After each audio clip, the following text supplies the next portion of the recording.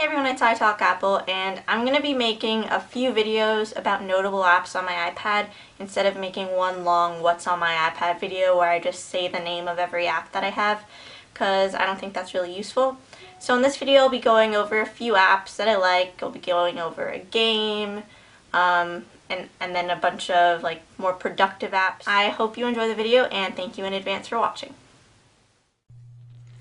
So I have two weather apps, but I use Weather HD as my main one, and I like it because of the backgrounds. It's really calming, and it's also really nice quality, and it's also a simple app, but it still tells me everything I need to know about the weather. You get your time, your forecast, you can show the daily forecast or the hourly forecast, and you can just swipe the screen to change what city you're looking at, and depending on the forecast, the background changes. So it's a nice, simple app, and that's what I use to check the weather daily. Dropbox is a must-have app if you have a Dropbox account because you have access to all the files that you have stored on your Dropbox account on your iPad. So you can read the files. If you have a word processing app, you can actually open a document in that app to edit it, and that's really useful for schoolwork, which is what I use my Dropbox account for. And you can also just view all your folders and files that you have on your Dropbox account. It's good to have them wherever you go, and the iPad is a great way to view and edit those files. One of my favorite iPad apps, surprisingly, is Bing, because of the way that it takes advantage of multi-touch gestures. You can see it's a beautiful app. It's got a nice picture in the background, and at the bottom you can easily view weather, news, maps, etc. And at the top, you can look at your most recent search, and this is laid out in a really visual way.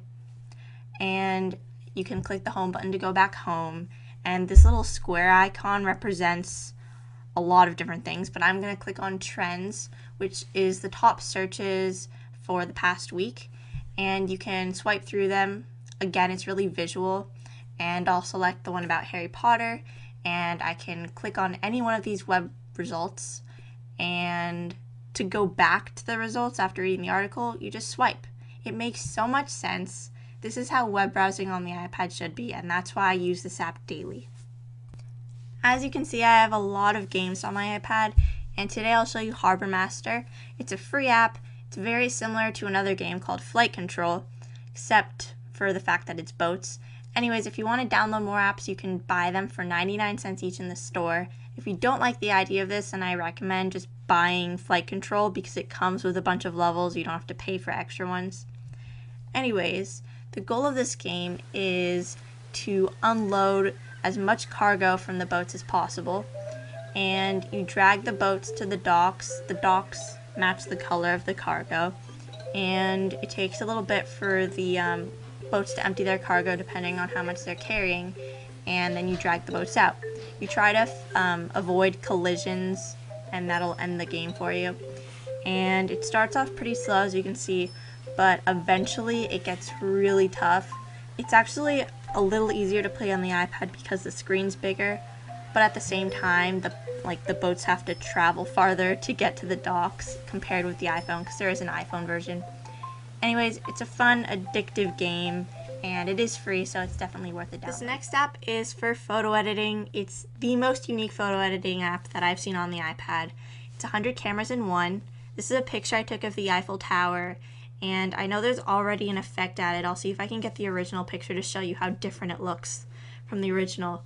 But you just slide to look through all the different effects that you can add. There are 100 effects, but there's so many different combinations of effects that it seems limitless, like what you could do. And so you can change the effect with the sliders here, yin and yang, and then you can adjust vignette, contrast, and brightness. But where this app gets really intense is if you click the add effect button. That's why there's really more than 100 different effects, because you can add several effects on top of each other. And so I can look through to find an effect I like, and this picture just looks so different than before. Anyway, if you go back to the top, there are tons of sharing options. So this is a great social photo app as well, because you can pretty much show this anywhere. Also, These are directions for the app, so you can see that yin is the effect of the texture and yang is the effect of the image layered on top of itself. So if you're confused about the app, they've got nice directions here. Now I'll show you an app from my educational folder called Discover. It's a really nice way to read Wikipedia articles, and it's actually surprisingly useful for school. So you can swipe down and search whatever you want. So just as an example, search World War II. It's the first thing I could think of.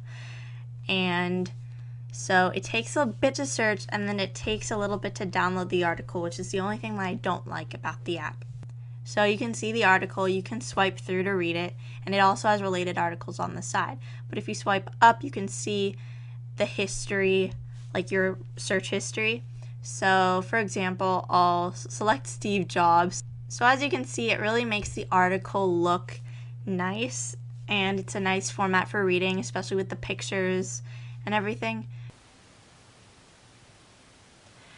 That's the end of the video. Thank you very much for watching, and I've got other iPad related videos if you like those. I'll have annotations on the screen now. I've got one about good free iPad games, although a few of them aren't free anymore, just a warning.